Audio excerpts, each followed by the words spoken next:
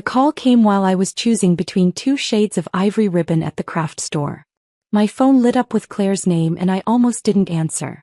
My sister only called when she needed something or wanted to deliver bad news wrapped in concern. "Hey," I said, tucking the phone against my shoulder. "I need to tell you something." Her voice had that particular quality, satisfaction poorly disguised as regret. "I had to cancel your wedding venue." The ribbon slipped from my fingers. "What?" "Riverside Estate. I called them this morning and explained there was a family emergency. They were very understanding." She paused and I could hear her smile through the phone. "Mom agrees it's for the best. You're rushing into this and honestly, Jake deserves better than a backyard ceremony at some rental property." My throat tightened. Jake and I had chosen Riverside Estate carefully. 9 months of planning, deposits paid, vendor coordination completed. The gardens in October would be perfect. The historic mansion providing exactly the backdrop we wanted. "Claire, that's my wedding. I'm trying to help you see reality. You can't afford a place like that.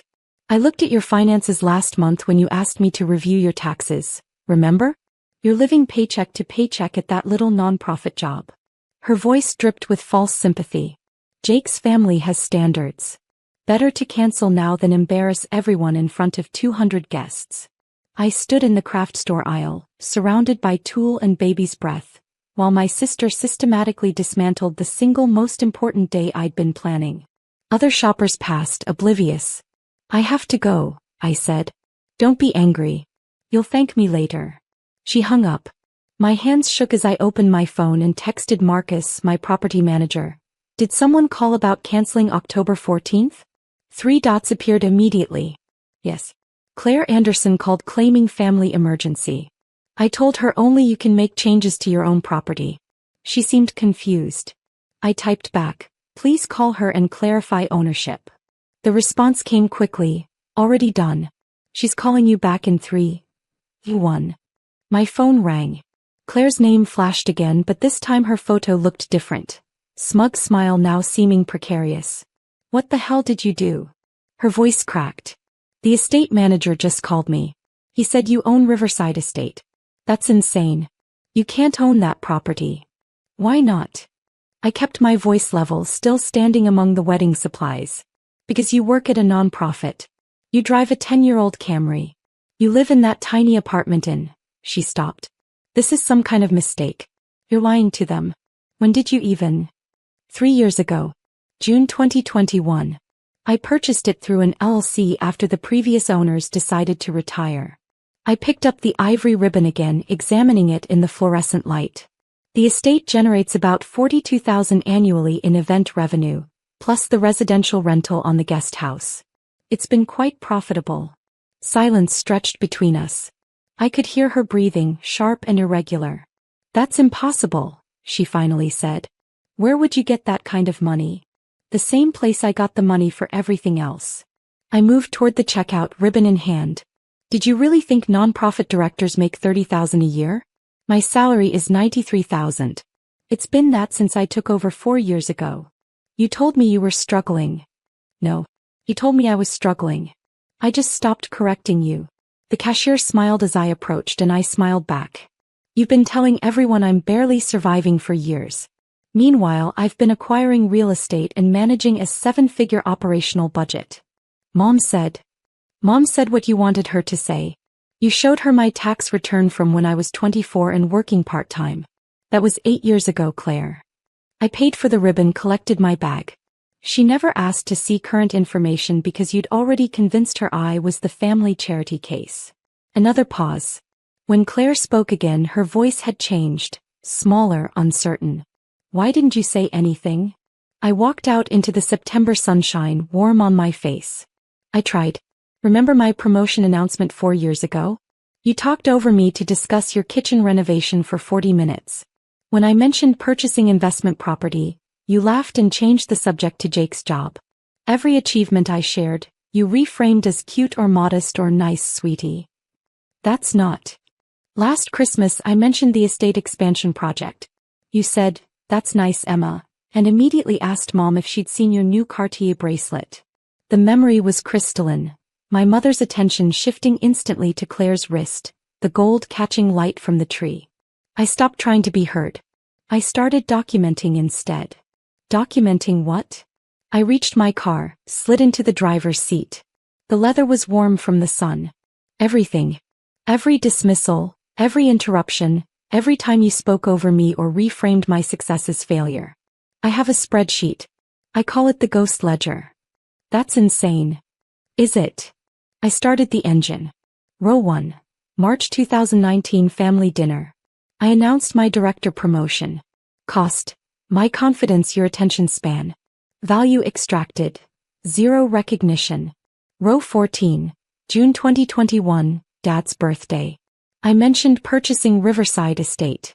You laughed. Mom asked if I needed money. Cost. That specific moment of pride never recovered. Row 27. Your engagement party last year. You told everyone I was your struggling little sister, while I stood right there. Cost. My dignity, your guests' pity. Value extracted. Social capital at my expense. Emma. There are 63 rows, Claire. 63 documented moments where you extracted something from me. Attention, money, emotional labor, credibility, and gave nothing back except dismissal. My voice stayed calm. It felt like describing weather. The last row is today. You tried to cancel my wedding to prove I couldn't afford it. Plus, my trust. Value extracted. Temporary superiority. Except this time you miscalculated. I could hear her crying now, soft and shocked. Part of me wanted to comfort her, the old instinct worn smooth from years of use. But I'd learned something about emotional slot machines. They only pay out when you stop feeding them coins.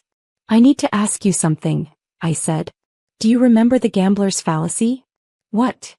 It's the belief that if you keep playing, eventually you'll win. That the jackpot is mathematically inevitable if you just keep feeding the machine. I turned onto the main road, heading home. I treated our relationship like that. Every dismissal, every interruption. I thought if I just kept trying, kept achieving, kept proving myself, eventually you'd see me. The validation would come. The jackpot was inevitable. I do see you. No. You see a version of me that makes you feel superior.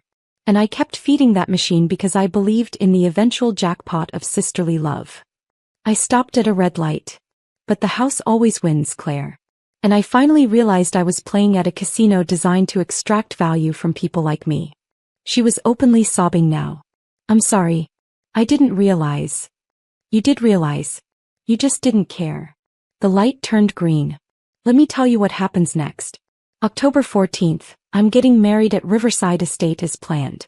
You're not invited. Mom's not invited. Dad received his disinvitation this morning after I learned he helped you try to contact the venue. The guest list has been updated to remove 17 people who treated me like your PR disaster. You can't. I can. I did. It's my property, Claire. I own it. The caterers are confirmed, the florist is booked, and the string quartet has been paid. I pulled into my apartment complex. You wanted to prove I couldn't afford it. Instead, you proved you never bothered to know who I actually am. Please. We're family. The word hung in the air between us, heavy with expectation. Family. That supposed trump card, the relationship that supposedly superseded all boundaries and consequences. Family isn't who shares your blood, I said quietly. It's who shows up when blood isn't enough. You've never shown up, Claire. You've extracted and diminished and mocked. That's not family. That's a pyramid scheme with genetics. I parked, turned off the engine. The afternoon sun slanted through the windshield, warm and golden. I have to go, I said. I'm meeting Jake's parents for dinner. They're the ones who taught me what actual family support looks like. They asked about my work, listened to my answers, and celebrated my promotion by taking me to dinner and actually remembering the details. Revolutionary concept. Emma, wait. No. The word felt clean, like finally setting down something heavy. I spent years waiting for you to listen, to care, to see me. I'm done waiting. The account is closed. The slot machine is unplugged. And I'm walking away with exactly what I came with. Myself. I hung up before she could respond. The following weeks unfolded with the systematic precision of dominoes falling. Claire called 17 times the first day. I blocked her number after listening to the first 3 voicemails, each one oscillating between fury and devastation, never quite landing on genuine understanding. Mom called that evening. "Emma, sweetie, this is ridiculous. You can't uninvite your own family from your wedding." "I can and did. You have a copy of the updated guest list in your email. But we're your family. You're Claire's family. You chose her narrative over my reality. For 8 years, you believed I was struggling because it was easier than asking me directly. You accepted her version of me because it made her look better. I was cooking dinner, chicken with lemon and rosemary, the kitchen filling with familiar smells. When I tried to correct the record, you weren't interested. That's not fair. Mom, last Thanksgiving I brought the financial report from the nonprofit showing we'd housed 14 families that quarter. You said, 'That's nice, honey,' and asked Claire about her furniture delivery. The report is still in my car where you left it." Silence. "I know you love me," I continued, stirring the pan. "But you love the version of me that doesn't challenge Claire's self-image. I can't be that person anymore. It costs too much." "What does it cost?" Her voice was small. "Me." I turned off the stove. "It costs me." She hung up without saying goodbye. Dad tried a different approach. Anger. "You're being petty and vindictive. This is your wedding, Emma. You'll regret excluding family." "I won't.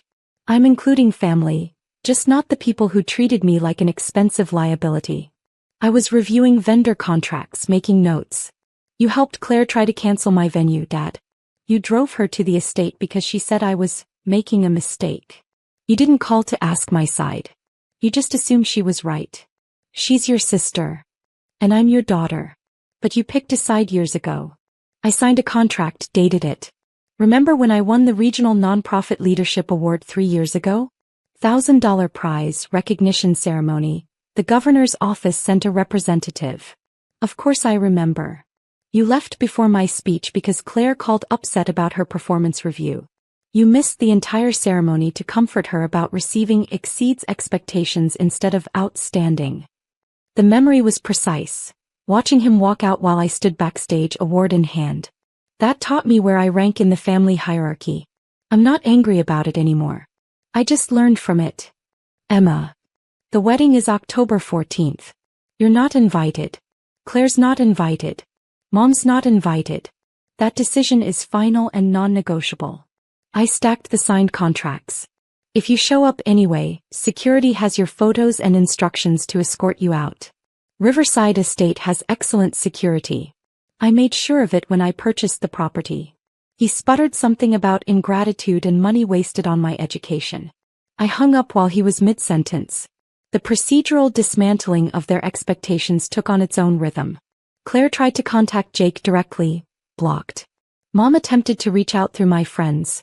They'd already heard my side and declined to participate. Dad threatened to make a scene at the wedding. I forwarded his email to my attorney, who drafted a cease and desist letter that arrived via certified mail.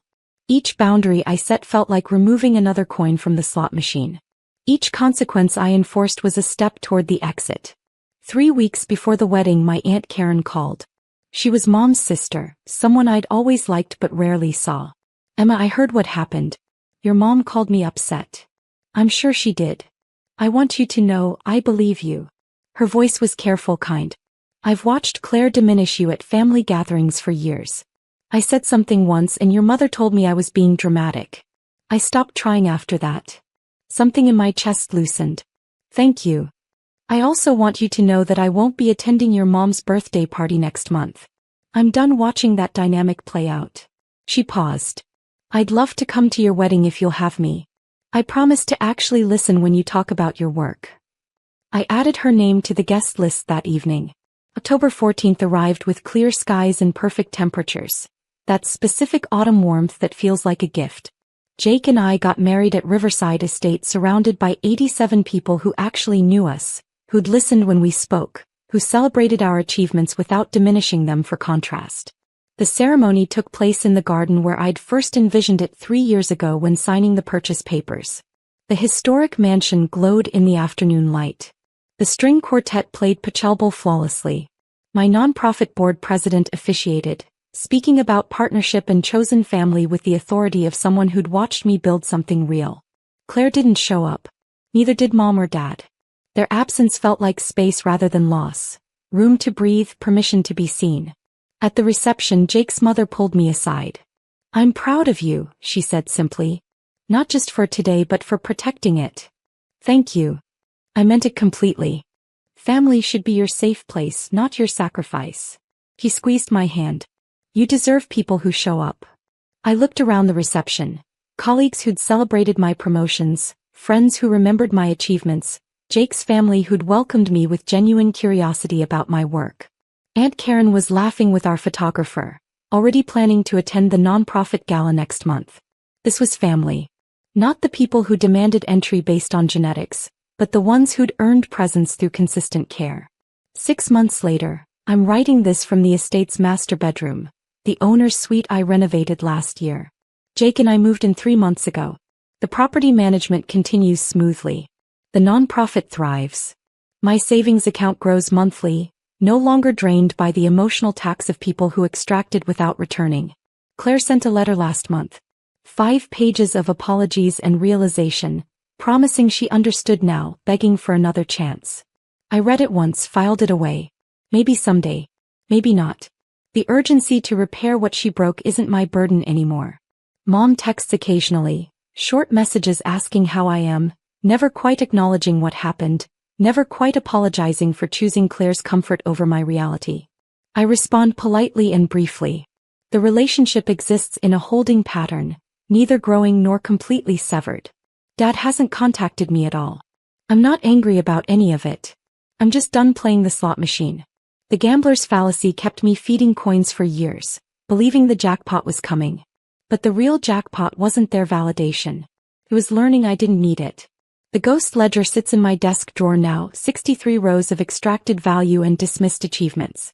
I don't look at it often. It served its purpose, showing me the pattern clearly enough to walk away.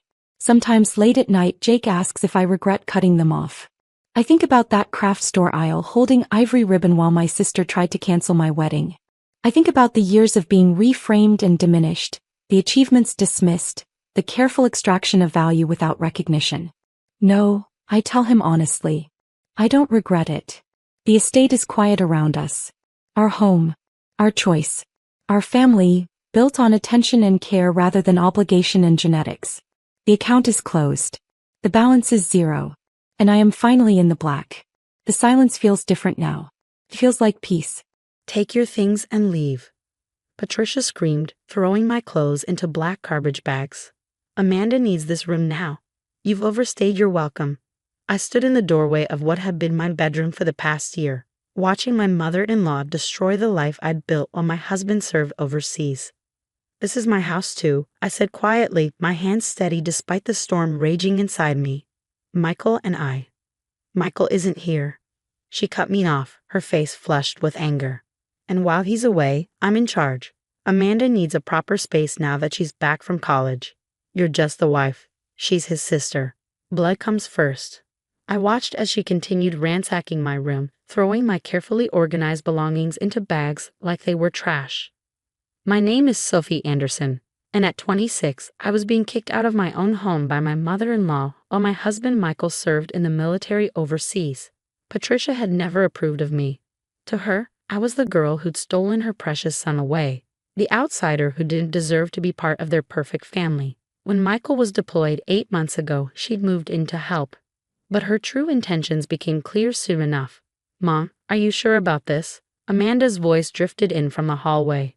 She stood there in her designer clothes, feigning concern while barely hiding her satisfaction. At 22, she'd always been the princess of the family, and having me in what she considered her house had been a thorn in her side. "Of course I'm sure," Patricia snapped, tossing my books into another bag. "Sophie needs to learn her place. This house has been in our family for generations. She's just temporary, you're permanent." I felt my throat tighten at her words.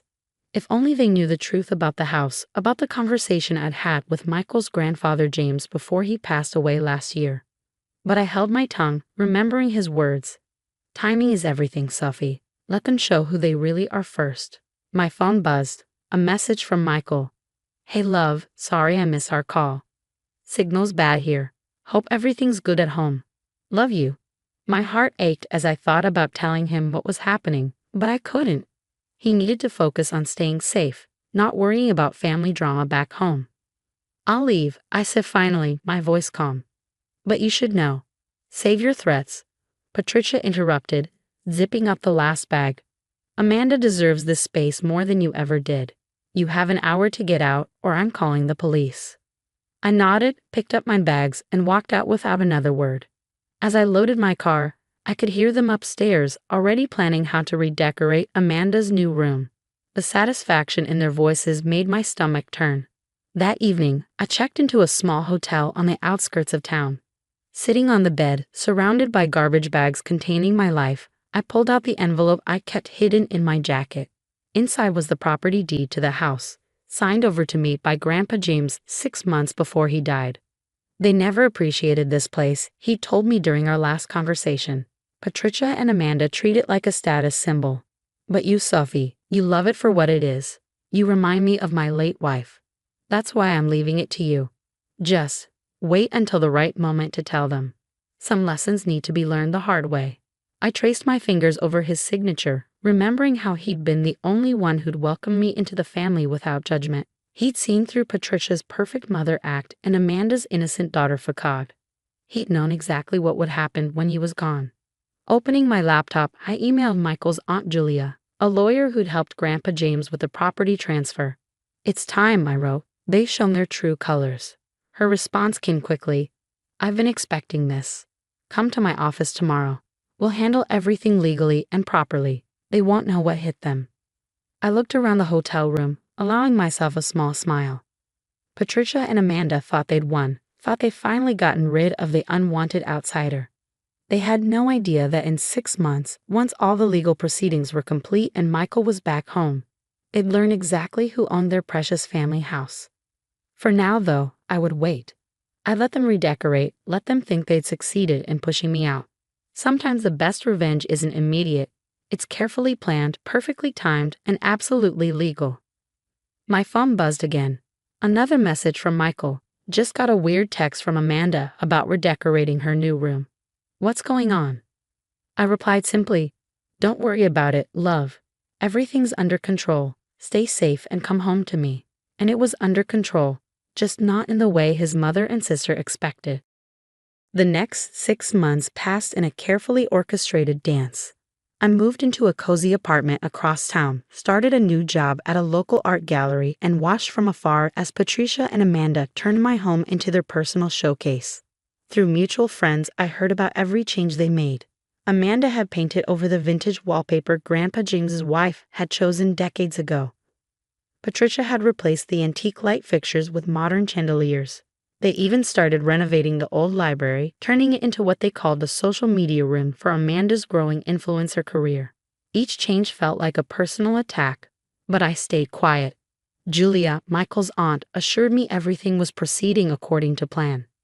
"The court date is set for next month," she told me during one of our weekly meetings. "The property transfer paperwork is ironclad." James knew exactly what he was doing. My phone lit up with a text from Michael. "Coming home in 2 weeks, love. Mom's acting weird about where you're staying. What's really going on?" I'd been vague about the situation in our communications, never wanting to burden him with the truth while he was serving. But now, with his return approaching, it was time to be honest. I called him using the secure line he'd set up for important conversations. "Sophie," his voice, even through the static, made my heart skip. "Talk to me. What's happening back home?" I told him everything, how his mother had thrown me out, how Amanda had taken over our room, and finally, about Grandpa James's gift. There was a long silence on the other end. "Grandpa left you the house." Michael's voice was a mixture of surprise and something else. "Pride, maybe. That actually makes perfect sense. He always said you were the only one who truly appreciated it." "Are you angry I didn't tell you sooner?" I asked, holding my breath. "No," he said firmly. "You were protecting me, letting me focus on my mission, just like you protected the house by waiting to reveal the truth. My mother and sister, they've shown their true colors, haven't they?" "They have," I agreed softly. "The court date is set for 3 days after you return. Julia's handling everything." Michael's laugh was warm through the phone. "Julia's involved? Oh, Mom's going to hate that. She's never been able to manipulate my aunt." We talked for another hour, making plans for his return. For the first time in months, I felt completely at peace with what was coming. A week before Michael's return, I drove past the house. Patricia had hired landscapers to tear out the heritage rose garden Grandpa James' wife had planted. In its place, they were installing a modern water feature, something Amanda had seen on a home renovation show. Patricia spotted me driving by and her face twisted into a smug smile. She probably thought I was torturing myself, watching them transform what had once been my home. If only she knew. The day Michael returned, I picked him up from the airport. He looked tired but happy, his eyes lighting up when he saw me. We embraced for a long moment, making up for months of separation. Ready to go home, I asked, a slight smile playing on my lips. Not to that house, he said firmly. Not until everything's sorted.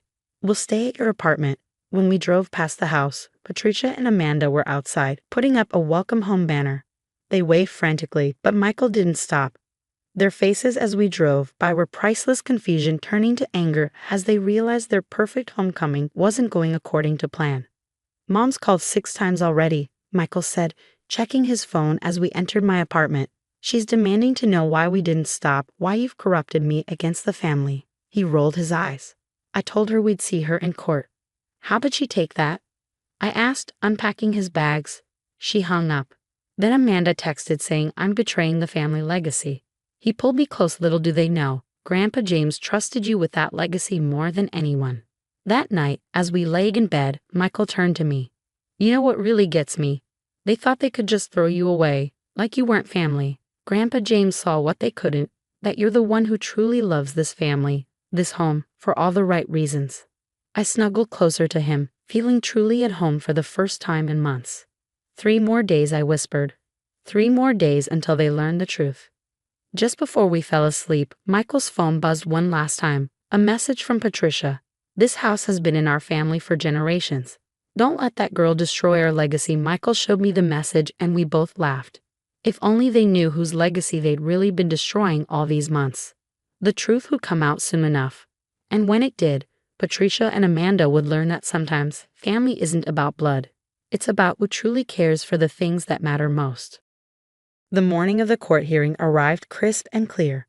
I wore the pearl necklace Grandpa James had given me on my wedding day. It was my wife's, he'd said. She'd want you to have it. You understand the value of memories, not just things. Michael and I arrived early, finding Julia already waiting outside the courtroom. Patricia and Amanda swept in minutes later, dressed like they were attending a social event rather than a legal proceeding. Their confidence wavered slightly when they saw Julia. What's she doing here? Patricia hissed to her lawyer, loud enough for us to hear. Representing the rightful owner of the property, Julia replied calmly, her smile sharp as a razor. Inside the courtroom, Patricia's face turned increasingly pale as Julia presented the evidence. The property deed, Grandpa James's notarized letter explaining his decision, and photographs documenting the unauthorized changes they'd made to the historic home. Your Honor, Julia said, her voice clear and strong. My client, Sophie Anderson, was gifted this property by James Anderson 6 months before his passing. He chose her specifically because of her dedication to preserving the home's history and character. Patricia shot to her feet. That's impossible. The house has been in our family for generations. Yes, the judge said, reviewing the documents, and according to these papers, Mr. James Anderson chose to keep it in the family, through his grandson's wife, Mrs. Sophie Anderson. Amanda burst into tears, but they weren't her usual manipulative sobs.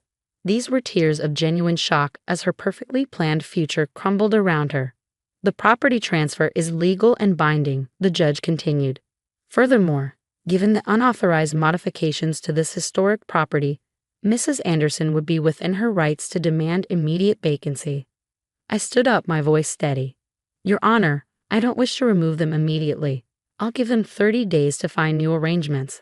I turned to Patricia and Amanda. But the renovations stop now, and the rose garden will be restored. The judge nodded approvingly. A generous offer, Mrs. Anderson. I suggest you take it, she added, looking at Patricia and Amanda. Outside the courthouse, Patricia finally broke her shocked silence. You planned this, she accused, pointing a shaking finger at me. You manipulated James, turned him against us. No, Michael said firmly, stepping forward. Grandpa saw exactly who everyone was. He saw how you treated Sophie, how you valued appearance over substance. He made his choice, and it was the right one. Back at the house, our house now, truly and legally, Michael and I stood in the entrance hall.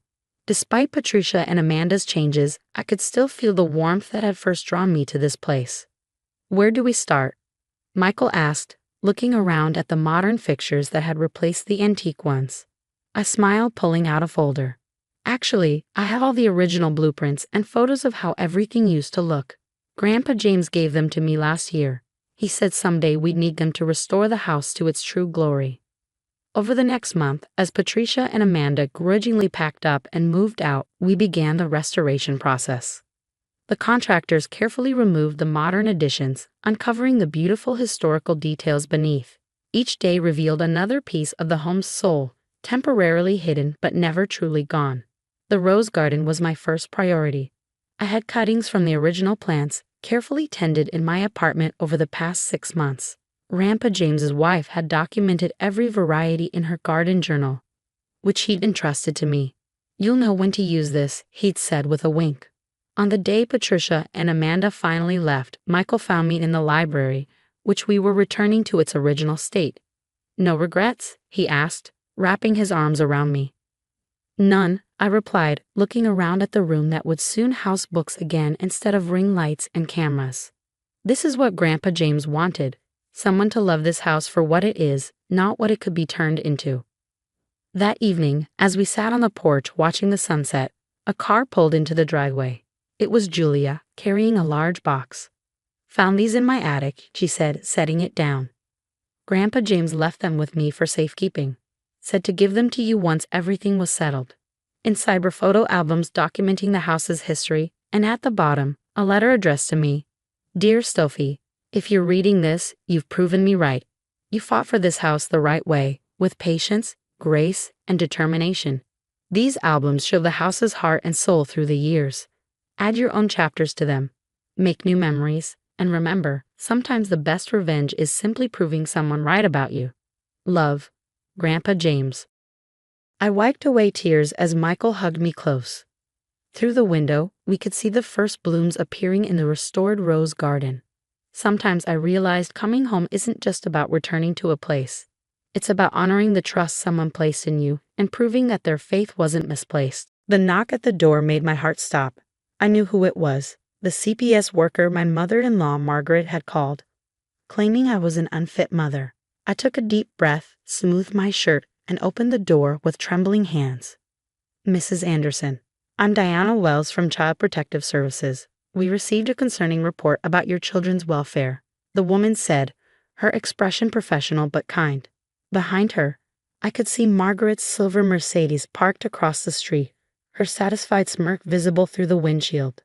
"My name is Emma Anderson, and at 32, I never imagined I'd be facing a CPS investigation orchestrated by my own mother-in-law. I had 3 children, twins Jack and Sophia, age 4, and baby Lily, just 8 months old. After Lily's birth, I'd struggled with postpartum depression, something I'd been open about with my family while seeking treatment. But Margaret had seen my vulnerability as an opportunity. She'd never approved of me, constantly comparing me to my husband James's first wife who'd passed away before we met. Now she was using my mental health struggles to try and take my children away. "Please come in," I said, stepping aside. The house wasn't perfect. There were toys in the living room and dishes in the sink, but it was clean, safe, and filled with love. The twins were napping upstairs, and Lily was contentedly playing in her playpen. "Mrs. Anderson, we received reports of severe neglect," Diana said, taking out her notebook. "The complainant states you leave your children alone for hours, don't feed them regularly," and she paused, checking her notes, "have violent outbursts in front of them." I felt my chest tighten, but I refused to let Margaret's lies break me. "I understand your concerns," I said calmly. "I'd like to show you something." I retrieved a thick folder from my office. Inside were documented records of every aspect of our family life since Lily's birth. My therapy appointments, the children's medical checkups, their preschool reports, even photographs of our daily activities. I'd started keeping these records the day Margaret first threatened to expose me as an unfit mother.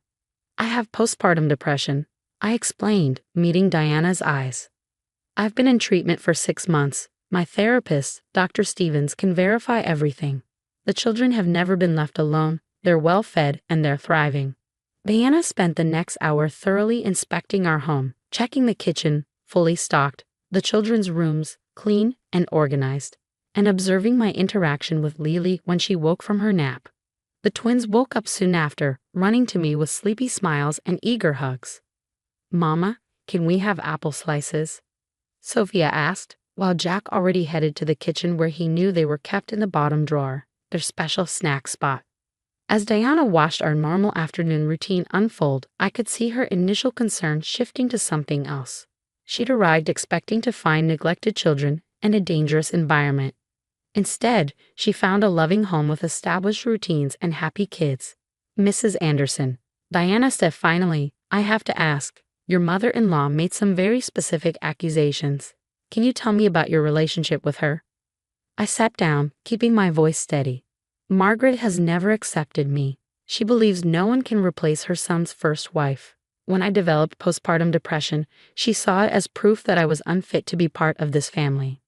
I showed Diana the text messages, hundreds of them. Messages where Margaret threatened to take my children away, called me mentally unstable, and promised to save her grandchildren from me. Messages I carefully documented, along with dates and times of every incident. "She stands in our driveway sometimes, taking pictures through our windows," I continued. "She tells the neighbors I'm dangerous. She's tried to convince my husband to leave me, saying the children would be better off with her." Diana's expression grew serious as she reviewed the evidence of Margaret's harassment. "Mrs. Anderson, have you considered filing for a restraining order?" Before I could answer, the front door opened. James was home early from work, his face tight with concern. He'd rushed home after I texted him about the CPS visit. "I'm so sorry I wasn't here sooner," he said, sitting beside me. He turned to Diana. "My mother has been harassing my wife for months. We've tried reasoning with her, setting boundaries, even threatening legal action. Nothing has worked." Diana closed her notebook. "Mr. and Mrs. Anderson, based on what I've seen today, there's no evidence to support the allegations of neglect or abuse. In fact," she paused, looking directly at me, "I'm impressed by the level of documentation and organization you've maintained while dealing with this situation." Through the window, I could see Margaret still sitting in her car, probably waiting to witness my children being taken away. What she didn't know was that her plan was about to backfire spectacularly. However, Diana continued, "I am concerned about the pattern of harassment you've documented. False reports to CPS are taken very seriously, especially when they appear to be part of a larger campaign of harassment." James squeezed my hand. "What are you suggesting?" Diana stood up, straightening her jacket. "I'm going to recommend an investigation. Not into Mrs. Anderson's parenting, but into your mother's behavior. This kind of harassment can be devastating to a family's well-being, particularly when someone is already dealing with postpartum depression." As Diana left our house, I caught Margaret's shocked expression as the social worker walked straight to her car. I couldn't hear what was said, but I saw Margaret's face turn pale. This wasn't the end, I knew that. But for the first time since Lily's birth, I felt strong enough to fight back. Margaret had tried to use my mental health struggles against me, but she unknowingly given me the ammunition I needed to protect my family once and for all. James hugged me tightly as we watched his mother's car speed away.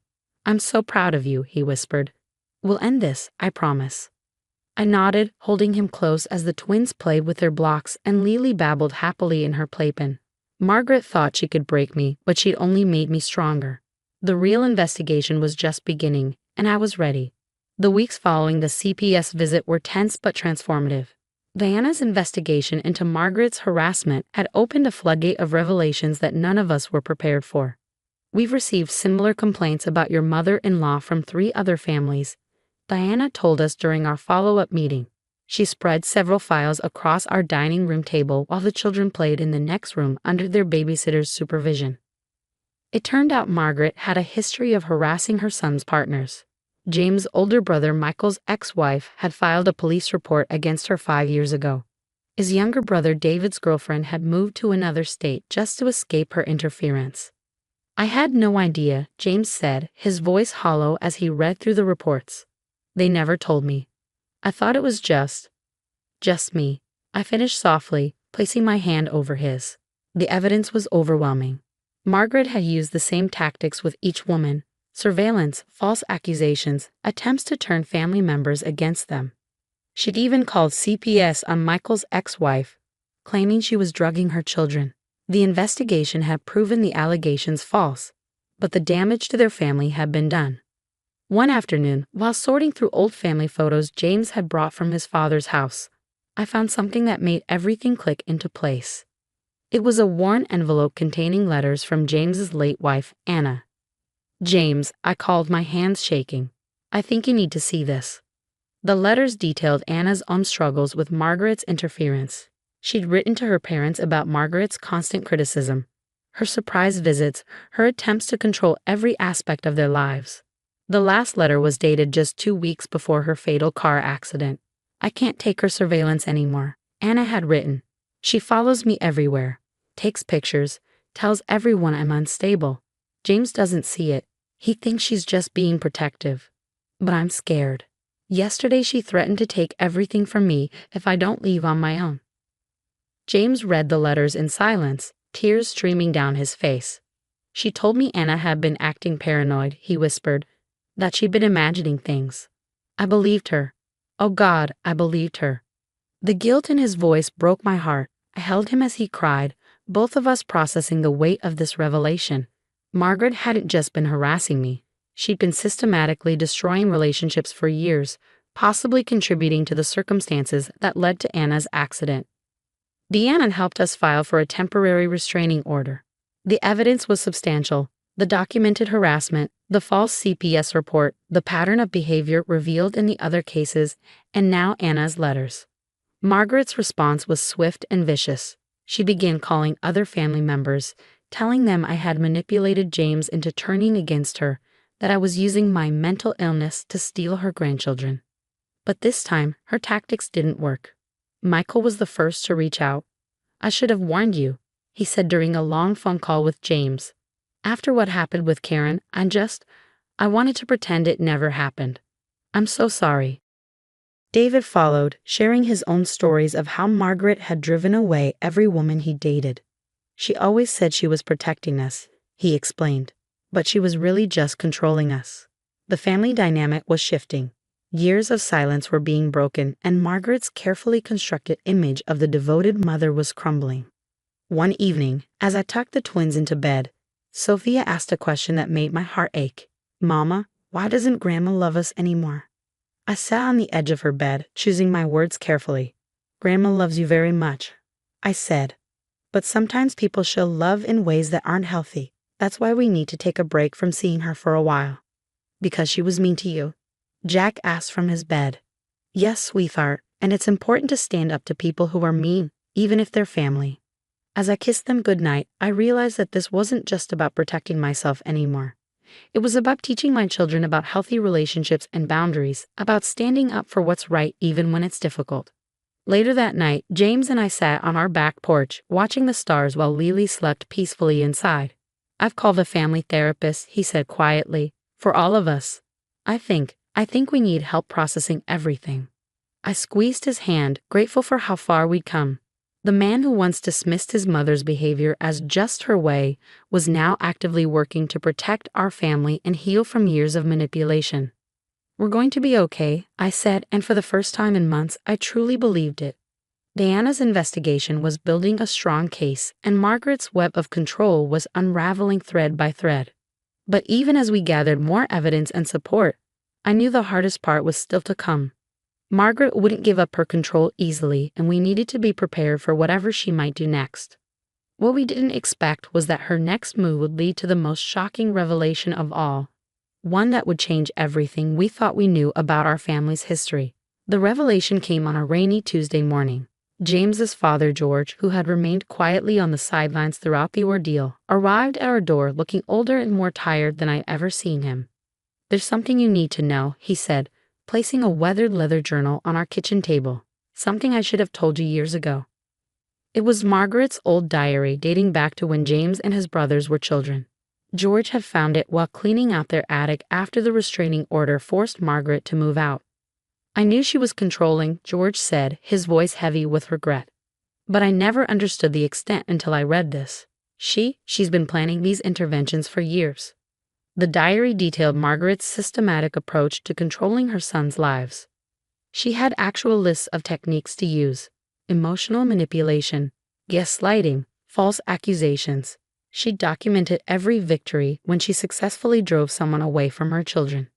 But the most chilling entry was about Anna's death. The accident wasn't an accident, George said quietly. According to her diary, Margaret had been tampering with Anna's car, loosening parts, hoping to scare her into leaving. She never meant for the brake line to fail completely. James stumbled back, gripping the counter for support. I felt the room spin as the implications sank in. Margaret hadn't just harassed Anna. She had inadvertently caused her death. Within hours, Diana and the police were at our house. The diary became crucial evidence not just for our case, but for a potential criminal investigation. Margaret was arrested that evening. The news coverage was immediate and overwhelming. "Controlling mother-in-law's harassment leads to criminal charges," read the headlines. Years of manipulative behavior had finally caught up with her. In the midst of the chaos, something unexpected happened. Our community rallied around us. Neighbors who had believed Margaret's lies about me came forward with apologies. Parents from the twins' preschool organized meal trains and playdates to give us time to deal with the legal proceedings. The most profound change was in James. The weight of guilt over not believing Anna, not protecting me sooner, could have crushed him. Instead, it transformed him. "I'm going to make this right," he promised, holding me close one night. Not just for us, but for Anna, for Michael's ex-wife, for everyone she hurt. He organized a support group for families affected by parental manipulation and control. The stories that emerged showed just how many people had suffered in silence, thinking they were alone.